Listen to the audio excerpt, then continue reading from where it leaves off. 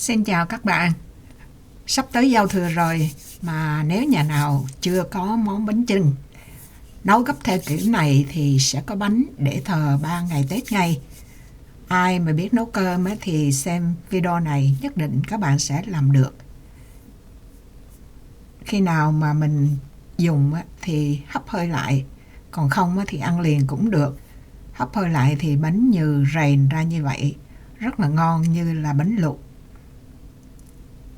Mình xài cái khuôn tự làm là chiều của nó là 12 cm và chiều cao là 5 cm.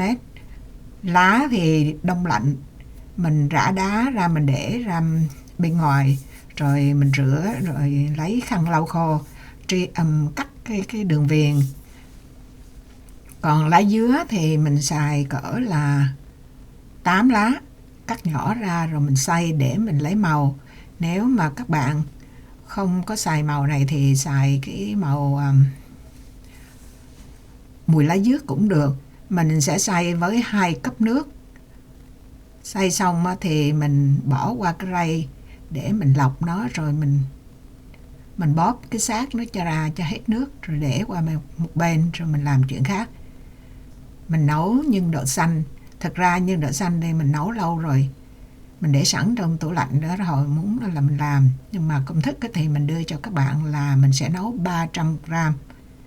Bạn thấy nấu 300g thì nó không có nhiều, nhưng bạn muốn thì tăng lên. 300g đậu xanh để mình ngâm từ 4 tới 6 giờ. Mình bỏ vô nửa muỗng muối với lại 400g nước.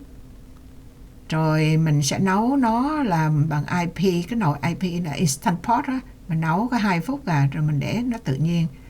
Xong mình đánh nó ra, lấy quẹt cái cây nó tự nát ra, mình chuyển qua cái khuôn. Mình sẽ làm 5 đòn. Ở đây các bạn thấy mình chia làm 4, mình có một cái khuôn khác nữa. Mình lấy ra một phần nữa là 5 phần tất cả. Bạn có thể thêm tiêu, hành. Mình thì mình bỏ hành phi vô, còn các bạn bỏ tiêu vô thêm thì cũng được. Bạn thấy mình mang một cái găng tay là bởi vì cái tay nó bị đứt á, nhìn nó ghê quá, mình mang một cái. Bây giờ thì mình bỏ ra, mình ép nó để cho nó bằng cái chiều một cái bánh á, là cái bánh của mình 12 cm, cho nên mình làm cái nhân này cỡ 10 cm. Các bạn có thể tăng lên 400g đậu xanh cũng được. Còn mình chủ yếu là mình ăn cái nếp nhiều hơn á. Mình chiên nó, chứ còn nhân chiên thì nó bủng ra. Rồi, để nó bên nhân ra là xong, mình để qua một bên. Bây giờ mình sẽ xài là 1,2 kg nếp. Vo thì dễ rồi phải không? Rồi rửa ra, nói chung là xả cho nó sạch nước hơi trong. Nếp này rất là cũ, cho nên khi mình xả vậy mình bỏ chút muối cho nó bớt cái mùi cũ. Bây giờ mình nấu thì mình bỏ vô là 1,5 muỗng muối, tức là cỡ 12g. Nước cộng chung với lại cái nước mà lá dứa đó, tất cả là 1,5 lít. Tại vì cái nếp dài này nó hút nước nhiều hơn hết nếp tròn, bởi vì cái nếp này cũ nữa. Thành ra mình đổ 1,5 lít nước. Với lại mình thấy làm nếp nếu mà mình sau này mình hấp thì cái bánh nó khô hơn á, thì mình nấu sẵn thay vì mình nấu sôi, mình nấu như là sôi nhão vậy đó. Nếu mà các bạn muốn màu đậm thì các bạn cho thêm vô 2 giọt lá dứa, tinh dầu lá dứa. Xong mình bỏ vô nồi cơm điện mình nấu, bỏ muối rồi xong. Bạn thấy không, đơn giản vậy đó. Rồi gói, rồi cách gói thì mình chỉ rất là kỹ, bảo đảm các bạn sẽ làm được thôi. Mình nấu cơm chín rồi á, nó cũng tại vì nấu nhiều này mà sôi nó cũng không có chín hoàn toàn lắm. Khi mà nó chín rồi á thì mình bỏ vô một lon nước cốt dừa này. Nước cốt dừa này rất là đặc, bạn nói như kem luôn á.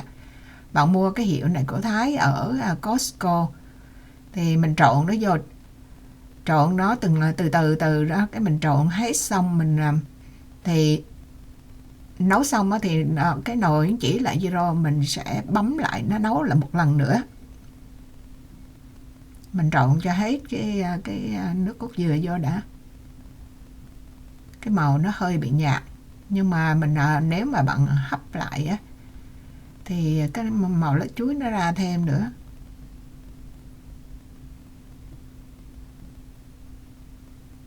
Cái này á, là bạn không cần nấu lá chuối thì cái mùi dừa này, rồi mùi nước cốt, mùi lá dứa nữa là nó đủ thơm rồi.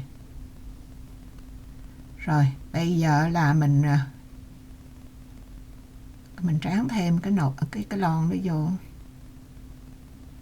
với thêm chút nước nữa. Giống như bạn nấu xôi mà hơi nhão là được rồi nha. Tùy theo cái loại nếp bạn dùng, cái nếp mới thì nó ít nước hơn. Nếp này của mình đó là mua từ năm ngoái đến giờ luôn. Đó, bây giờ mình bấm lại lần nữa thì lần thứ nhì nó cỡ 5 phút. Đó, nó tính giống như là hâm lại thôi, reheat á. Rồi cái khung này là mình làm đó, mình cắt là mỗi cái lá chuối này hồi nãy là mình nói là trim hết hai đầu á, sạch sẽ. Chiều của lá chuối này là bằng cái khung, tức là 12 cm. Rồi cái khổ lá thì thường cỡ 30, càng dài càng tốt nha.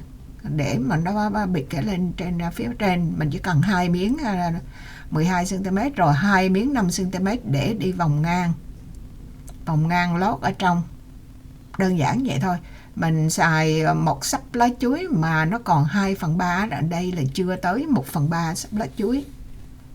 Rất là khỏe luôn.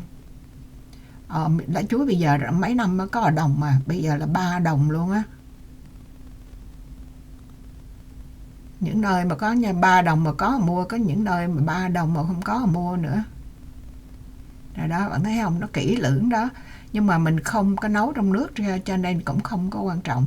Nếu mà bạn nấu xôi mà nó chín hết rồi thì mình làm xong mình ăn liền cũng được. Nhưng mà cái này mình cho an toàn á, thì các bạn đem, tại vì công thức này mình muốn chia sẻ với các bạn để trưng lên bàn thờ, hoặc là để cho làm đẹp á.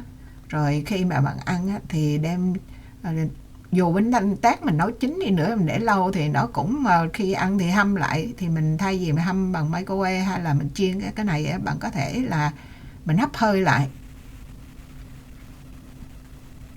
Ở cuối video mình sẽ chỉ cho các bạn cách mình hấp hơi. Mỗi lớp như vậy là hơn 1 cấp, coi như 1 cấp vung lên. Mình lấy cái chén đỏ đỏ đó là 1 cấp á, là mình để vung lên, rồi lớp ở dưới, rồi ở giữa thì mình cho cục đậu xanh vô, rồi mình cho lên ở trên 1 cấp nữa. Là cái bánh mình nó đơn giản vậy đó thôi. Có 2 miếng lá lớn, 2 miếng lá nhỏ. Hành phi bỏ vô nó thơm lắm, khơi cái bánh ra nó thơm. Mình bỏ hai mặt, mặt trên mặt dưới luôn. Khi mà cắt bánh ra thì nó không có đẹp, tại vì hành nó ra màu á, nhưng mà ăn thì ngon. Bạn muốn bỏ tiêu hoặc hành lá vô nữa cũng được, giống như xôi cúc vậy cũng được. Này là mình làm như là bánh chưng chay, không có thịt.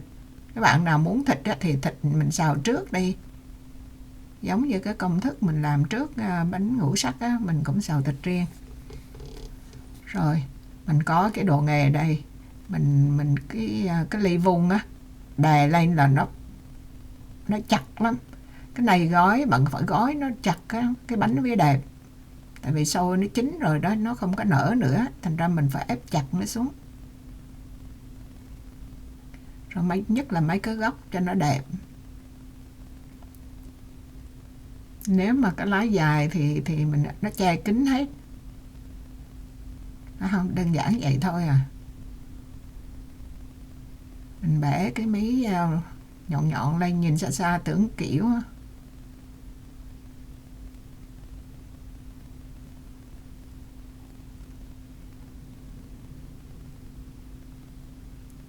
Cái khung này là bạn biết mình lấy cái gì, cái rèm cửa á, mình chùi, mình rửa xà bông rồi cho sạch sẽ, rồi cái mình dán băng keo 4 góc là xong à. Ra cái khung chiều 12 cm, chiều cao 5 cm. Cột dây thì cái dây, mỗi cái dây này là 1 mét á. Rồi bạn thấy không, chỉ có vậy thôi à, rất là dễ luôn. Mình đè cho chặt làm nó, tại cái khung dán kỹ mình đè máy nó không sức ra đâu.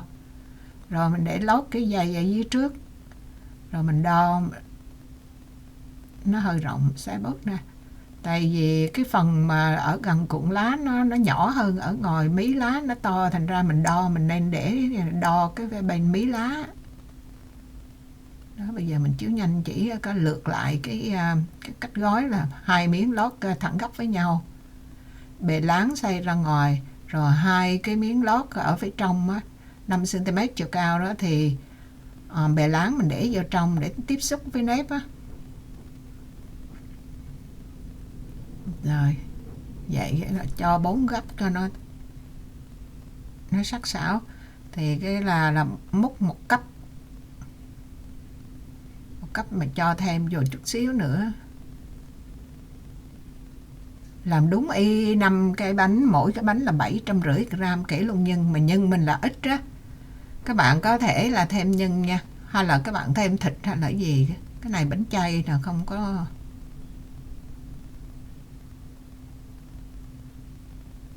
Rồi bỏ nhân vô,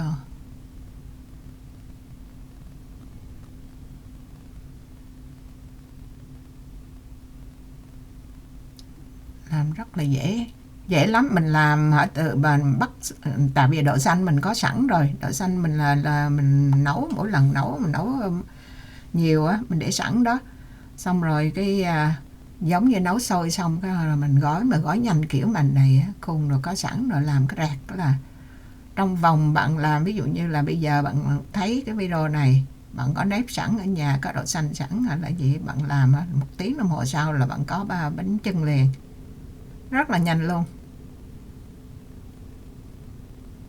đâu ra đó.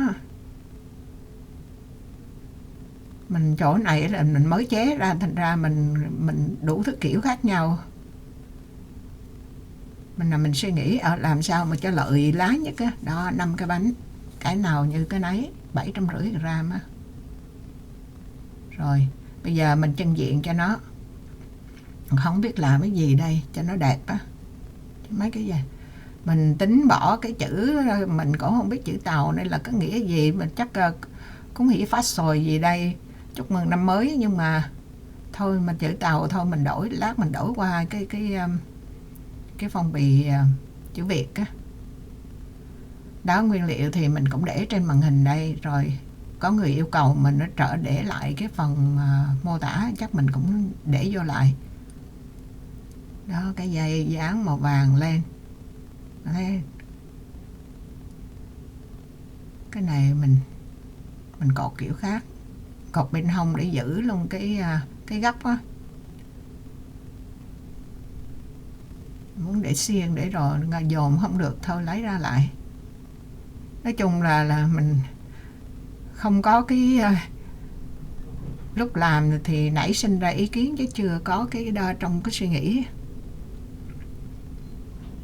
Rồi mình đổi, bây giờ mình đổi qua chúc mừng năm mới, phát tài phát lộc vậy đó, Happy New Year. Bạn thấy không? Rồi bây giờ mình thử một cái, mình đây mình hấp ở dưới, mình có cái đồ bánh tét ở dưới á, mình hấp thử một cái cho các bạn coi thôi, chứ mình để đây hồi nào ăn mình phải hấp. Cái này mình để mình chân bàn thờ, xong rồi thì mình nghĩ mà bạn hấp cỡ, nếu high pressure cỡ 10 phút được rồi. Tự nhiên mình để sao mình bấm sao thành ra mà 25 phút nó chín quá mềm luôn. 20 phút chứ, mình nghĩ 10 phút là được rồi, nếu mà high pressure, tại vì cái xôi mình đã chín rồi mà. Tại mình muốn nấu cho nó ra cái, mình bấm tùm lum, mình muốn nấu nó ra cái nếp nó rền ra. Còn các bạn thấy vừa chín đủ thì cỡ 10 phút. Còn nếu mà các bạn hấp cái nồi thường thì cỡ 20 phút 25 phút. Còn này nấu mình high pressure. Đó, cái này tại vì mình để ụp cái phần này dính ở dưới nước á, mình có cái đòn bánh tét ở dưới. Màu xanh đẹp không? Đó.